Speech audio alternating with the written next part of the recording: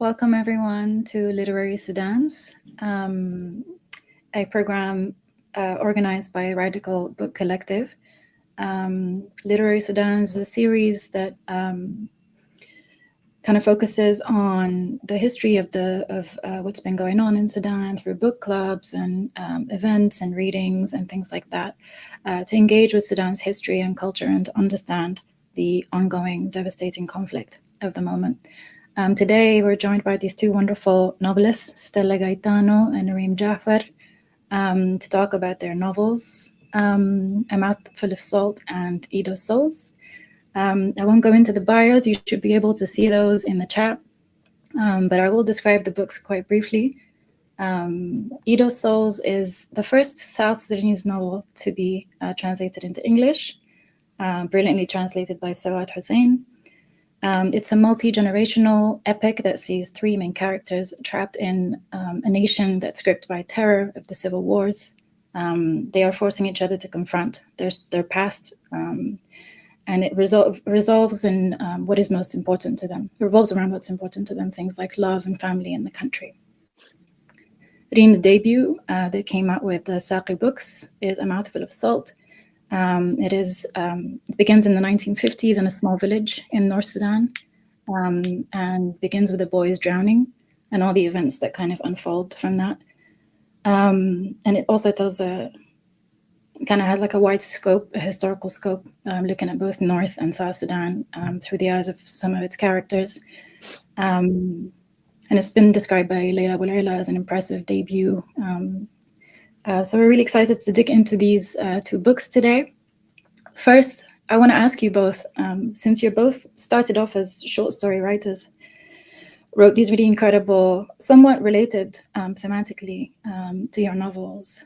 But I wondered what the pivot from short story to novels was for you. Was that just a natural progression, kind of building on things you're, building bigger, widening the scope? Or is it something else? Maybe we'll start with you, Reem. Okay. Hello, everyone. It's great to be here with two women I admire very much. So in terms of sort of evolving from a short story to a novel, my story actually started as a short story. And it wasn't A Mouthful of Salt. It was something else, but it always revolved around a child drowning in the north and the events that happen around that death. It stayed a short story for quite a long time, several years. It was sitting in my laptop, and then it kept growing, which is what happens with my short stories, at least. And then it kind of took on, with everything happening around me and my own evolution, that kind of went into the story. And so it kept on pulling in from themes that I find important until it kind of, in my case, my stories kind of write themselves, if that makes sense. So even though it did start as a short story, because of all the themes that went into it that needed to be expanded on their own, it ended up being this novel instead of that. And I think with all my short stories, somehow they kind of find their ways into bigger stories, either through film. For example, the short story that I wrote for the book I Know Two Sudans, the anthology, that ended up being a film, or it was actually material for a film that I was working on. My second short story that was published in the anthology Relations with the African diaspora, that also ended up being part of the novel that I'm working on now, my second novel. So it just that because these stories won't leave me alone, they just keep on getting longer and longer, and then they turn into these, novel length stories. So there were specific themes you had in mind that you wanted to sort of expand on in the story, and yeah. It's so, when I write these stories or when I write anything, it kind of draws from something in my subconscious, I guess. You because I have these very clear images of what's going on, or very, a very clear image with all the emotion that goes into it. And then once the story is there, everything in the background sort of comes up. So I don't start with a clear theme in mind, But when I have this story, it draws on all these themes that are already there, which I end up expanding on. So it's kind of like drawing a line and then all these other lines that expand, and you just keep on, building these branches until you have the whole tree. So you start, Right. instead of starting with the trunk, you start with the branches, and then it kind of builds the whole story. I know it doesn't make any sense, No, it but does. I don't start with like an outline or a plan. I have this very clear image with lots of emotions attached to it, and then it just keeps, everything kind of revolves around that and gets written down. Yeah, makes sense. What about you, Stella? What was the pivot to novels for you? Yes, first of all, thank you for the invitation, and I'm really honored to be here with you, Reem and Mayada. About starting or develop from short story to a novel, for me that was like a strategy because at that times in the beginning of mm, the end of 90s, it was like we start to write but no one like know us, so we need to just get audience to read and get readers. So it was like a strategy. I start with to write short stories, then I publish them in the newspaper. And there was like a culture site every week in some of newspapers. So from there I start my publishing, and then I get the attention of readers and the critics, and from there I published two collective short stories. That is Zuhur Zabila and Lauda. And then after that, I start to write novels. And even my short stories, they are not like short stories, but they are very long stories. Sometimes one of them it's exceeded 5 pages, the A4 pages. And even the critic at that time, they said all your short stories they have the elements to be a novel. So it is opened and it can develop to be a novel. And from my experience, I found that at that time, writing short story, it is because I used to do it. It's like for me, it is easier than writing a novel, because in short story we all the time like focus on one character, one event, and we're supposed to write about this in a specific time, specific area. And but in novel I found that it is like something very huge, like you are just moved from something very small to something very huge, and you need to play with a lot of characters and like that. For me it is really very tough to make this step. Did you know that with Edo Soul and Irim, which I think you've described it as a sequel, no? Like Edo Soul is the Yeah. first, and Irim is a which has just been published in Arabic a month ago, I Yeah. think. Um, Yes. when you sat down to write these, did you know that they were going to have this really long historical scope? No. Mhm. Because for me to write a historical novel, it wasn't a plan. I didn't put it like a plan. I just start writing, and then in the middle, I found myself with many characters, and they are even deal freely, like they are forcing me to write about them. So they Mhm. were leading me to write, and then I just found this Ido source. It's come out in this, and I decided to like continue to follow these families or characters, what happened to them, and because I am focusing to write in decades, every 10 years, and what happened in the next 10 years due to the political events that happen in Sudan. Right. Yeah. What about you, Reem? There's a similar kind of like I said before, like North and South, and it spans many decades, your novel. Was that the intention from the start, or did it just kind of unfold like you were just saying? It wasn't the intention there, so it wasn't supposed to have two different. It wasn't supposed to go so far back into history. That's one thing, and it also wasn't supposed to touch on South Sudan. But again, it just kept coming around to that, and I was a bit hesitant to do that because it was a big responsibility for me to write about the South. I didn't feel it was my place to do that.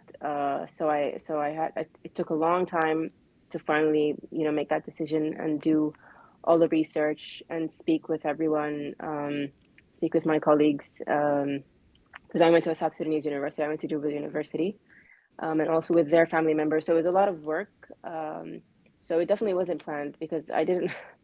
I just felt that maybe I wouldn't do it right. But again, it's like Stella says, these things, they kind of force you to write about them. You don't always have complete control of the story. And again, because the story kept on evolving, initially it was just about that one time and that one place, but then and I think this is something about Sudan, is because our present is so tied up with our past. And even the further we go into the future, the more the past is still there. We don't really move on from our past, not the modern history, not even, our past history all the way back to the 1880s. It's always there. It's always, I think, everything that's happening now, on a national scale and even on a personal scale, it is linked quite strongly with the past. And so there's really no way to write about the present or the future without bringing up the past, unfortunately. That might be the case for other countries, especially other countries who have survived, colonialism. But with Sudan, it's very, I think it's very relevant. So, and also for me as a researcher, because you're always looking for the root causes of everything, you kind of end up having to justify things that are happening now. And that's another thing that I kept on doing, is that the way what's happening in the story today in the 1980s is linked to something that happened in the early 1980s and the 60s and the 1930s. And so that kept on also coming up in my writing. Yeah, I'd love to hear you both talk a little bit about what the research looks like for these novels. So for me, for example, the initial story was not researched, obviously. That just came out. That was based on a story that I had heard. It was a true story. It was slightly different, but it just, my interpretation of it was of this child drowning away from his parents. That was the whole idea, of a child drowning in the care of someone else while his parents were away, or a child dying. So, and then the characters that kept on coming in, and the themes that kept on coming in, the mysterious woman, the circumstances of the village at the time. We're talking about the late 1980s, which is after the floods of 88, but just before the military coup of 1989. So a very, trying time for the Sudanese people. Lots of economic and political turmoil, widespread poverty, especially for people in the peripheries. And then also in this area of the northern state, there are very specific challenges related to, because they're so reliant on, on their land, on their agriculture, on the water that they live next to, which is their livelihood, but also a cause of mortality for them. And so, looking at things around that, I had to look at everything about the Nile, about the river corporation, about poisoning and burying toxic waste, for example. I'm not supposed to give the themes away. I don't want to spoil the story. But, a lot of the research I did, this was some of the troubling research that I had to do, was looking at toxic waste that was buried in North Sudan. And I was shocked to see the amount of published work out there justifying this, and talking about how, to keep, civilians in European countries safe from their nuclear waste, they'd have to bury it in, countries like ours. And also I found, this was a very annoying thing. I found a magazine article you know, this was common knowledge. A magazine article talking about President Reagan's visit to Sudan to see Nimeri to discuss, you know, things in Libya and weapon exchange and burying toxic waste in Sudan. I mean, it was all out there. Yeah, this is very lots of stuff that bothered me. And of course, my research on South Sudan was it was it was quite extensive, and I had to triangulate a lot because the vast majority, or almost all of the published peer-reviewed literature, is by European um, people who were there doing their ethnographic studies or whatever in the early century, talking about South Sudan. I talked about the agriculture. My character is from Malakal, so I had to also research there. I spoke with my colleagues who had to speak with their uncles and aunts and their grandparents because this was such a long time ago, the time that I was setting there. And so there was also a lot of that. And also in the end, because you have kind of skewed or possibly biased interpretation of the literature because there are no local voices that are published.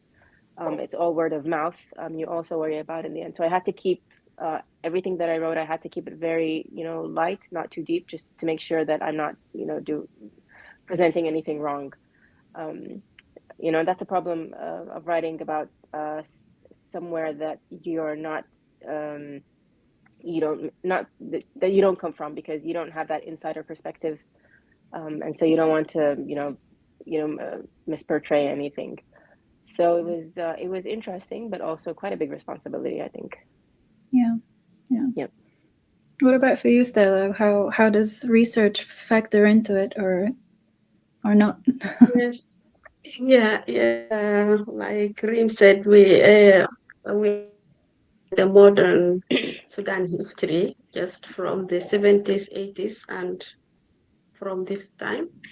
And I think it is not that far from our history, and we can still find people who are still alive and they can tell what happened to them during that time, and even from the family, around the family member. Addition to the books and a lot of articles, I saw that I have read, and a lot of also in Sudan archive. And sometimes you need also pictures, and you need to just to imagine how the road was and how the transport was and something like that. And you need to collect all this. For me, I was like, I read a lot of books and a lot of also articles, and even people who were still alive, they like wrote articles about their life at that time. And not only that, like in a site, a website like a Rakuba, for example, there is a lot of information. And I keep the comments of people, or the generation at that time. And I found a lot of information and a lot of things. They are describe it really um, very good. And for me, I just pick what I want to pick. And after that, I just keep all this in the side, and I start to just write the story. Like I just imagine myself like I was in that time, and how I can deal with that, and to to to have that sense of my characters. I also made a lot of interviews. I just chat with people who are elder than me, like my teachers or people around me, and how was the 70s, what were where are you doing, and something like that, and what happened to you, and what was your reaction when any political events happen, and where were you, and something like that. So I just hear people who were they are telling their stories, and then for me it was really very uh, huge information to start to plan how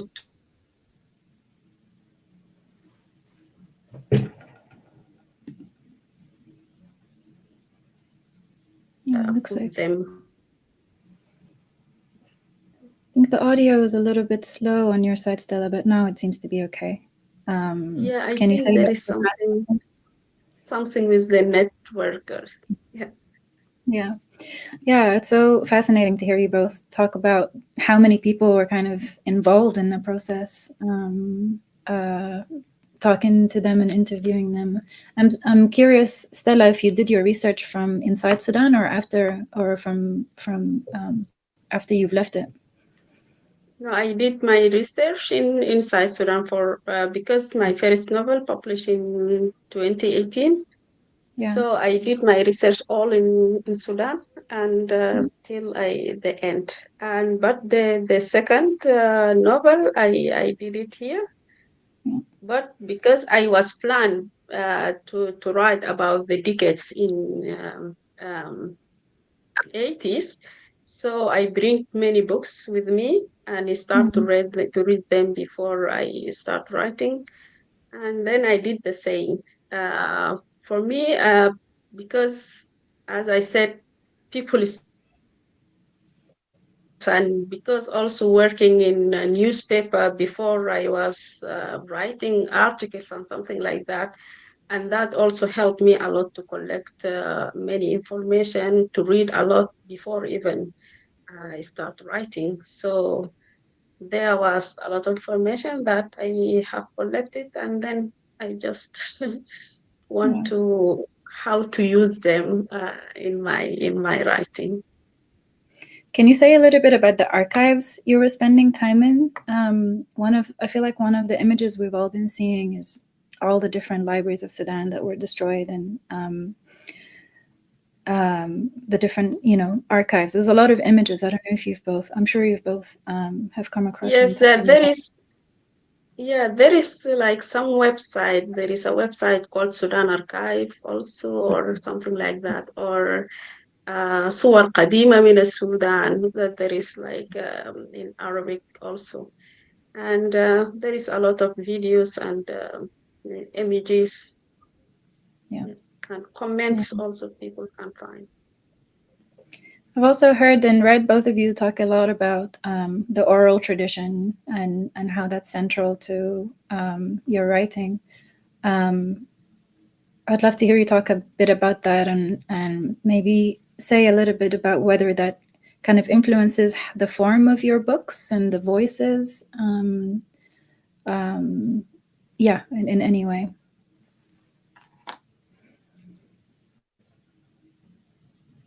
Would you like to Should I start, Reem? answer? Okay, I'll start. Yeah, so this is I think something that's familiar to all of us from African origin, really, and not just African, really. This oral tradition of people handing down their stories from generation to generation orally and not written. Um, and it's interesting because you get this. I don't think you can capture everything, in writing the way it's said. Because for me, for example, the tribe that I come from, or the tribes that I come from, they have very heavy oral tradition, and they have a lot of poetry. They've been witness to very different, very interesting events. I had a late aunt who would tell the story that she had heard from her uncle, who had witnessed the event, and this was something he had witnessed something in the late 1880s, and it was a very key event in Sudanese history. And she tells the story exactly as he told it. I heard her tell the story several times, and it was always exactly the same, with the same very unique words that that person used, and exactly what he was seeing, and exactly what was going through his mind. And it was very interesting. And unfortunately, I think I caught some of it on camera, but not all of it. And this is just one of thousands of stories that they have. Um, and this was a different version from, or it was something that wasn't published about this event, because it was such a personal perspective of this. And this is just an example of lots of lots of different events in our history, even if they're not widespread national events, just local on the family level. They're all things that are only carried down when someone tells them as a story, and they only tell them as a story when they've been asked about something specific, or if people are talking about something similar and they just kind of bring it up. So they can very easily be not told and lost forever, which is what happening. I think with my aunt passing away, she took a wealth of history, not just of our tribe and our family, but also things, that on a national level with her, because they simply weren't written down.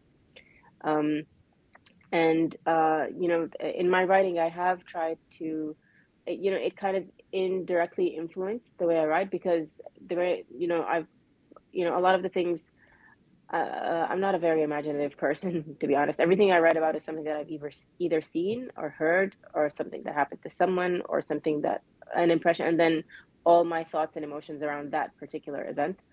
So even when I like, a lot of my writing is what I've heard, and some of this is from someone telling a story through this, oral tradition that we have. And I remember I was going to write a paper about this during COVID, because there was so much death, sudden death, and a lot of it was of our older generations. I was actually I wanted to talk about how this was a direct threat for countries like ours, or traditions like ours, because of this lost big chunk of history that would be lost with all these people that were passing away. And it's even a bigger issue now with the conflict going on in Sudan, with the war, with their displacements, and with the death, and with the loss of everything, and even with the loss of all these documents that we have, all the things that actually did get written down, dying or getting burnt, or bombed, or everything that's going on. And because a lot of this has not been handed down to our generation, and it won't be handed down to the next generations, and so that's a huge loss, I think, of our of part of our history and our culture, because we rely on this oral tradition so much. Yeah, and definitely part of it's part of like the quality of it being a counter-revolutionary war too, like this destruction of these documents, and these efforts feel very deliberate and very damaging. Yeah, that's right. Yeah. Yeah. What about you, Stella? Tell us a little bit about how oral history kind of features in your writing. Yes, as Reem said, our culture is based on the oral telling the story and something like that, and we are really like a generation that we have set with our grandmothers and our mothers, who have this character to tell stories very much. And most of my stories just based on that, on what I was hearing from my mother or from my grandmother, and how I use this to put them in my writing.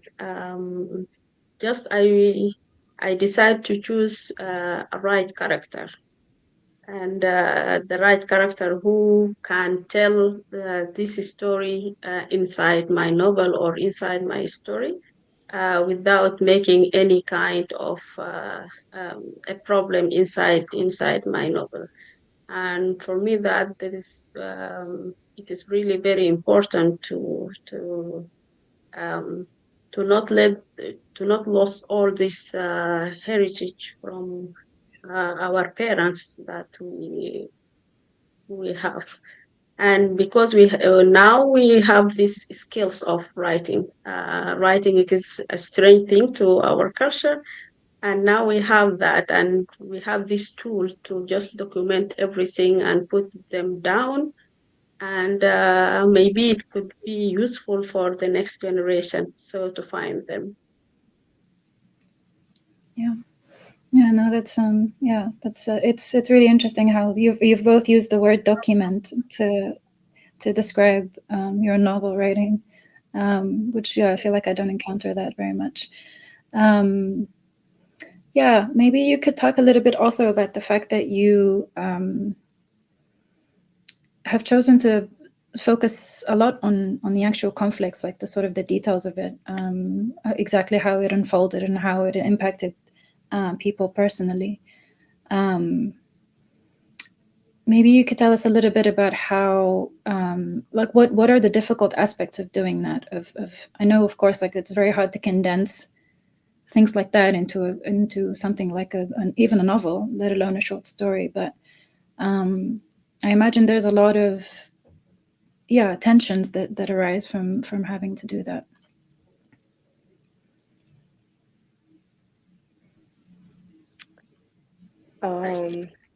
Sorry, could you repeat the question? Yeah. Writing about conflict and war. Okay. Yeah. The Okay, sort of in that case, yeah. Stella, you go ahead first. Yeah. Because my network cut in some place, so I didn't also hear well. Okay. Writing about sorry. it's okay. Writing about war. Yeah. The challenges of it, and I wonder also if you sort of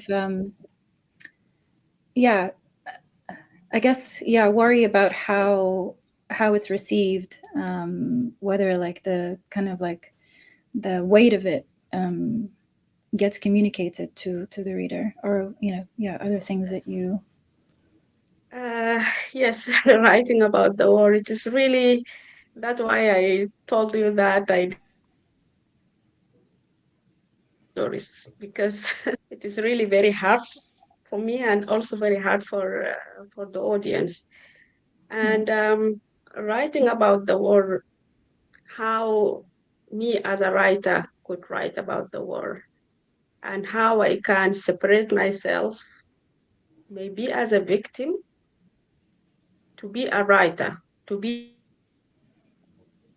a writer and a victim, or just to detach myself, so I can write something that maybe it could be useful for readers, for others. Someone could say, like in Sudan, we have this war and this violence, and it is over and over again, and it's repeat itself. And most of victims, we didn't like hear even their voices. And also we have this impunity from what they did. The perpetrators, they always run away about what they did. And we just like be there, and all these incidents is repeat itself one and the history there. And like me and Reem or anyone who is doing study, maybe he could read the history, but the ordinary people, they didn't read the history. So how we can use this history or use this researches in our writing, so to be or can read little bit pleasant to be used. From my side, I want to say in my writing that we're supposed just to remember, supposed to not forget what happened to people. And maybe for me, it is writing is the one way that the victims who this is the only way to get justice for them. So put them in this novel and mention what happened to them. Maybe it could be a wisdom for us to not repeat that anymore. And also, we can say to the perpetrator, not forgotten, and you are here, you are it, and what you have did is still you. Yeah. Did you also encounter this sense of like cyclicality, Reem, as you were writing, that the sense that history repeats itself? Yes, I did. And I think it's been repeating itself like on a cycle in Sudan in particular. We just keep going on and the same things, in different times, but we don't really move forward at all. It's like Stella said, it's kind of like holding people accountable through putting this down on paper. so that it's not forgotten, because something that Sudanese people are very good at doing is forgetting. They are so ready to forget and move on. And that's why I think we keep on doing the same, mistakes again. And that's not fair for all these victims. It's, what I'm writing right now is it's a book in a series, two parts. And this part that I'm writing about is um, trying to cover what happened from 1989 until 2018. It is very difficult to write. And it's taking me a long time. I've been writing this for a very long time. I started writing it in the early 2000, like 2010 or something like that. And then I got so tangled up in the research, because this is something that Stella would know. Trying to research about modern history in Sudan, especially if you're reading books, is very difficult. There's lots of bias, very conflicting, writing about what happened, very personal, people blaming each other. I got tangled in all of it, and just I forgot about it and moved on. And now I've gone back to it and started writing about it again. But also just writing about all the trauma, especially because it's drawn from personal things that happen to people. Sometimes even people that happen to people that I know personally, not just general events. And again, you have all of these victims, thousands and I think millions in our case of victims who are faceless and nameless, and they are just numbers. Sometimes they're not even numbers, because frankly, we're not the best people at, statistics. No one really knows the actual number of people who have suffered from this or gone through this or had to die.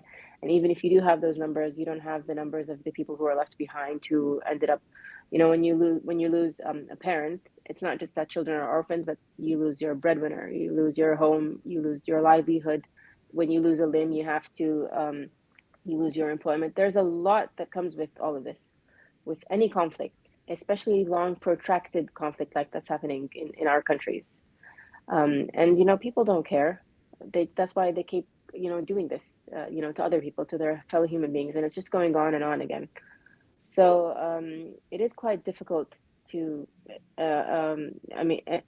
until the current war in Sudan, I wasn't, and I mean I wasn't directly involved in this, like Stella and everyone I know from South Sudan who has been directly affected by that, because they were directly, their families and themselves from the war, even though technically we were one country, but we weren't all in the same, situation at the time. So people were really unable to appreciate, and this is something that people should be, I can't say people should be ashamed of it, but it was the fact that because people are so removed from all the fighting and everything that's happened, it was easy for them to not know, just because they haven't seen it or experienced it themselves. And that's why I think that's also one of the reasons why the war or conflict has been going on for so long, because and the same in Darfur, the Blue Nile, everywhere. It's just easy to turn a blind eye when you're not directly touched by that war. Until the war found its way to Khartoum, of course. So now everyone's kind of in the same boat. So it's very difficult and very unpleasant to write about, but it has to be done. I think it has to be documented so that it doesn't get forgotten. It has to hold people accountable. It has to give a voice to people who aren't able to have this voice.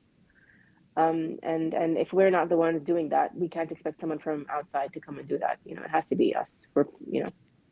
And I also think that women are in a very good position to do this, just because nothing against men, of course, but just proven, just to kind of give a more emphatic voice, or to go deeper into these victims as people rather just as a history. As a physician, as a researcher myself, connecting with someone that you're speaking with, women kind of are able to draw out more. They're able to, share common feelings, to sympathize. and so you're kind of able to portray this in a human way and bring all of those emotions, especially of of motherhood, of sisterhood, of loss in general, to give it a more personalized, you know, produced it in a more personalized way. So I think women are in a very good position to try and bring these stories out and portray them for the rest of the world to see. Yeah, yeah. Yes. I would love to. So many things I could ask you about that, but is the new text that you're working on, is it set both in Sudan and South Sudan as well? No, this one is not. Um, it's mainly about my characters are all they're currently living in Sudan, in Khartoum. Okay. They're not all from Khartoum, obviously, but and there is one character. Actually, this character is in the next because it's a two-book edition. The first one, a two-book series. This one that I've completed the draft for is all the events leading up to 2018, December 2018, and then book two covers the revolution from 2018 all the way until April Wow. 2019, June 2019. Yeah. So that one, that character, they're all no one from South Sudan in these stories to Okay. for now, because they're not finished. Of course, these things kind of evolve, but for now, Yeah. it's not. Yeah. Okay. Yeah. I can't wait to hear more about that. Um, Now that you are read, I would love Sorry. to hear yeah. I just okay, and this is again. I don't want to spoil anything. It does talk about South Sudan, but their character was someone who was okay. I won't say anything. You can't talk about modern Sudanese history without talking about South Sudan. So yes, there is about the conflict and the northern government's politics towards that conflict and Izzat Sudan. That's one word that I would say, or two words, Izzat Sudan. So I think people from Sudan would know what that's about. Yeah. Izzat Sudan al-Ula and the Tanya and everything. So yes, okay, stop talking now. I wanted to ask Stella, as you have you appear in both English and in Arabic. عقبالك كريم. Hopefully one day we'll see a mouthful of salt in Arabic. I hope so. I was going to ask you, Stella, how you feel like your work has been received in Sudan and outside of it. People's response. Yes. Before I answer this question, I just want to mention what Reem have said Yeah. to go forward in our history in Sudan. And that's I experienced this myself because when I decided to write my second novel, I traveled to one of the cities to um, to interview about the genocide that happened in that place or in that area. But I found that people avoid to talk about that. Mm.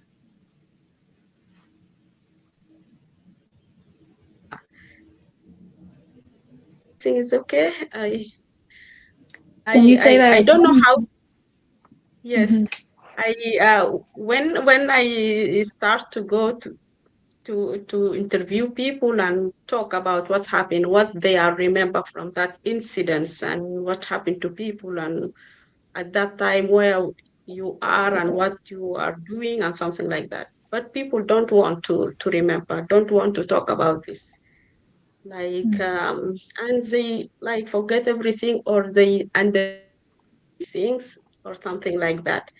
And even not just from the side of people who are labeled as perpetrators, but even from the victims.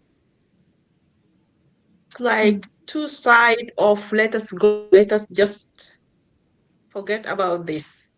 And this is really very dangerous for us. And that's why we are keeping repeat this kind of bloody history. And that's why we are, me, myself, I decide just to put them down. Um, yes, what was the second question? Sorry. The reception of your work. Receiving my work, yes. Um, because I really, before I like my work have been has translated to English or to Germany, I was like I have a fear like maybe my work will not going to be accepted because I am writing in Sudan, very local incidents, very local people, and everything is just about Sudan and the area about Sudan and people in Sudan. And for me, because at that time I just focused to write for Sudanese people, and I didn't like to write for the whole world or is something that internationally or universally. But after that, after to English and Germany, especially here in Germany, I was really very surprised uh, how people was interact with my short stories and the parts of my novels. They are really, really interact with them, and they said that these texts like impact them very much, and they touch their heart. And then I realized that it's not about because I was focused about Sudan, but because yes, I focus on Sudanese people, but I write about things that could touch anyone in the world. It's like about people feelings. We are a human being everywhere. We have the same feelings toward pain, toward loss, toward war, and all these feelings. And many people in this world, they like went through this experience. So when they found that it was like something they knew, yes, it's not happened to them or in their area, but they knew the feelings, and from here I knew that you can write about your own history or your own culture, but at the end you can touch you can get this connection from all people. Yeah. Yeah, that's wonderful. What about yourself, Reem? Oh, I think you're muted still. Yes, I Mute. am. I have small people outside my door and they might come crashing in at any minute. So, Don't worry. yeah. So yeah, that's actually quite interesting, what Stella said, because I remember, even though I write in English, just out of, because I'm really bad at writing in Arabic, but even though I write in English, it doesn't necessarily mean that putting the words in a language that people can understand means that they can relate to them. And this is in the feedback that I got on my earlier short stories, because again, they were so local. For us, they're quite. I'm talking about topics that are important to us, the Sudanese, and you know the circumstances that these characters are in, all the events happening. We understand what's going on because it's our context and culture. But getting someone on the outside to relate to that is not always straightforward just because you're writing in their language. And this is the challenge that I had with A Mouthful of Salt. I actually wrote A Mouthful of Salt. I think the version that made it to print was draft number 42 or something. There were so many different, there was a natural, of course, evolution of the story and the edits and everything, but also me rewriting things and thinking about them from the perspective of, someone. Yeah, I was thinking about my colleagues here, for example, in my PhD program in Canada. They're, homegrown Canadians. How would someone like that with no, real understanding of this context, not just of the Sudanese, but of the whole Middle Eastern and African context, how would they be able, how can I get that person to see what I'm seeing in my head and what I'm trying to write down? So that was a real challenge, because the reason you're writing these things, or I think for myself, for example, the reason I'm writing is not just a document, but I need my reader to really relate to what I'm writing. I mean, there's no point of writing all this if my reader doesn't really care about it. If you can't capture their attention, or you can't make them care about your characters or everything, and because we write about real life things, conflicts that have happened, things that have happened to our own families and our own, previous generations. We need the reader to really, relate to, even if they don't relate to, at least to empathize with this. So you really need to try and get that across. So that's a challenge, I think, for people like us who are writing about very local things. And it's something that a lot of people, now that I'm looking at what other people are writing. I was judging, for example, I judged the Island Prize this last year as well. Very good writing, very interesting topics, but I can see that it's the same challenge that we always face, to kind of move away, write about something local, but move away from a local way of writing it, because you need to capture this international audience if you want people to really empathize with what you're with what you're writing. So it is a challenge, I think, and it's something that comes with more experience, more writing, getting more feedback. That's also, I think, another important thing, of getting feedback from people who are not from your context or from your culture, to kind of see what kind of input they can give you to make it better. Yeah, challenge of being in the diaspora and like having to straddle such different places. Do you have any questions for each other before we close out? I don't want to hog all the question asking. I did My have a question, which I question, think, okay, go ahead. yes, because I experienced something during writing about uh, the history in Sudan, or put the history in my writing. And I would like to ask Reem, uh, how you deal with the,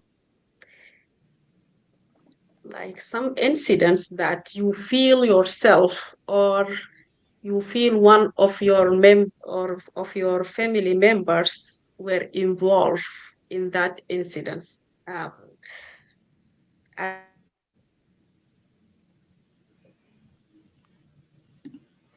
attach yourself to about that, because from my experience, I just, in the beginning, I start writing everything. I just wrote everything down. Like, I just want um, to take it out from my heart, like that, roughly, with very uh, rude word, and very, really, I don't know, cruel sentences, and also violence word and something like that, to put it all down. Because for me, I to just heal people, like, because my our writing also have that aspect of healing, putting things in this way, and tell people that you are not forgotten. Yes, this has happened to us, but how we could accept it and go forward, and just to know that it is there. We know it is there. We are convinced that it's there, but we need to move forward. And also, for us as a writers, we need also to heal first, so we can have this, like, we can have this something to heal others also, through our writing. And then, after I finish with this, to put everything down, sometimes I cried, sometimes I be very angry and something like that.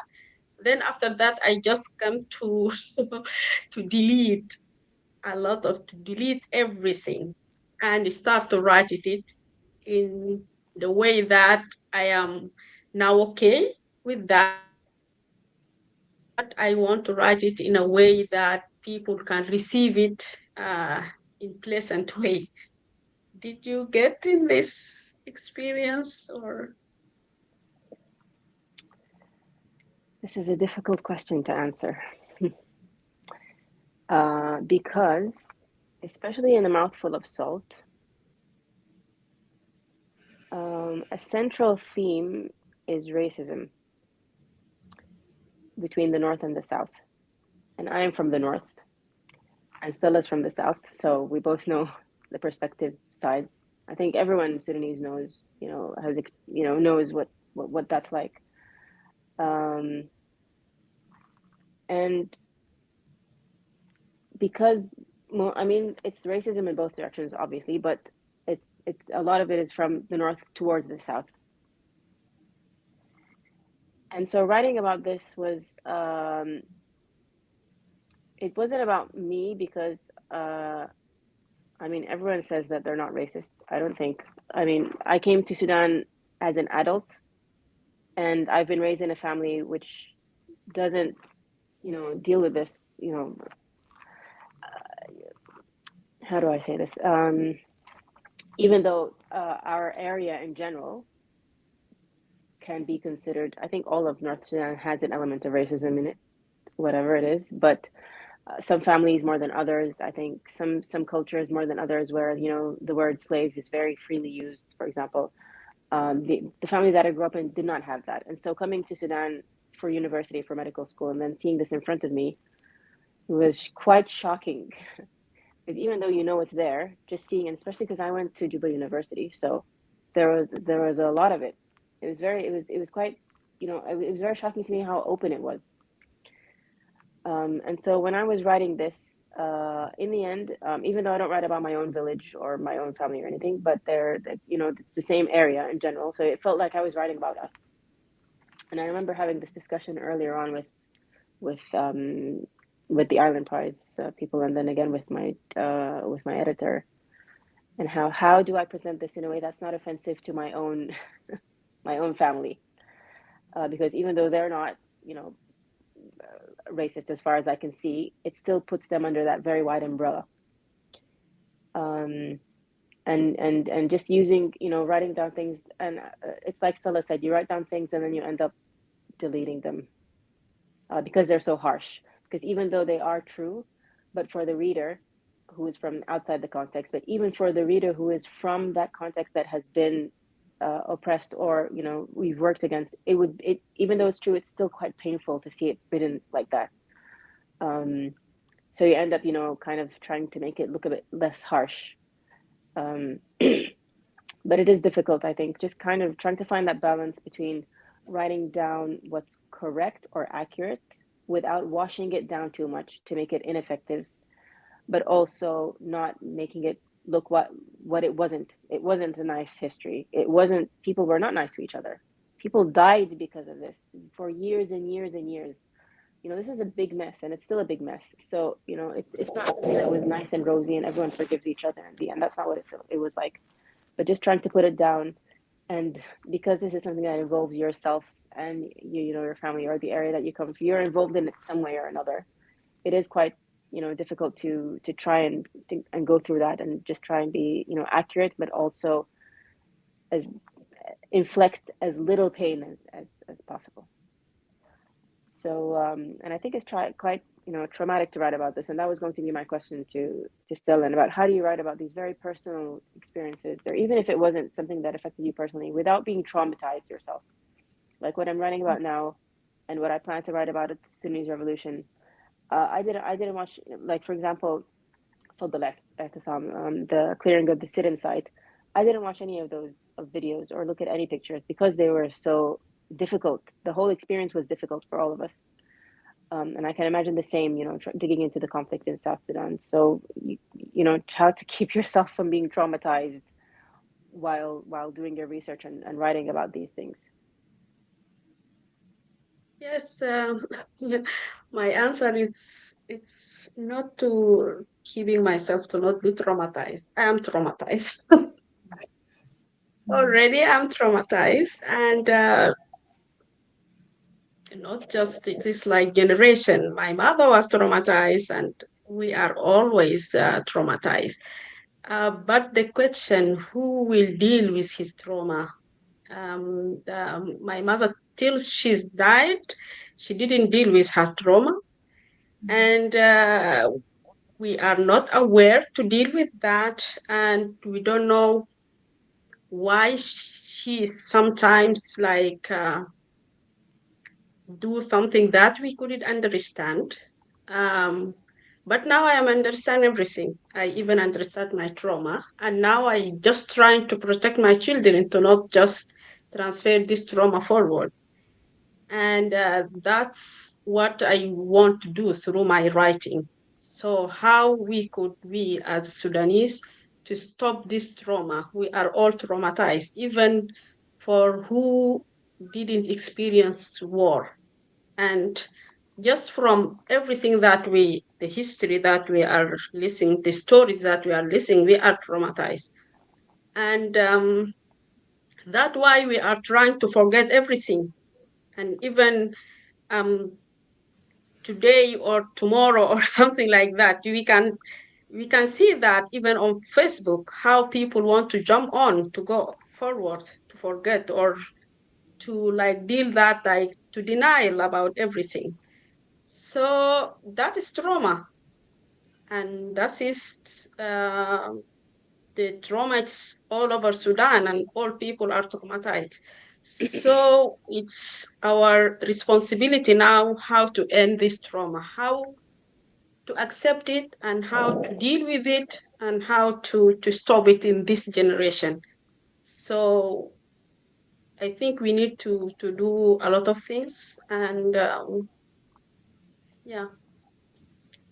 And now I am doing that through my writing. And during my writing, I just like remember saying that I couldn't even I don't know how I remember them, uh, and it's just come during I am writing. And sometimes I just cry a lot and then continue writing. And something for me that I don't know how to explain it, at least I can control it. From Mm. my side, I can control it, and yeah, I can deal with it. But there is no any way to avoid to be traumatized. There is no way. Thank you, Stella. You're welcome. Yeah, thank you both. It was really wonderful to sit with you today. I hope we'll have more opportunities in the future, and I hope everybody will go out and find these amazing books. Yeah, thank you both so much. Thank Thank you, you. Mayada. It was great Thank talking you, to you guys. Mayada. Thank you. Thank you, Reem. Bye bye. Great talking to you.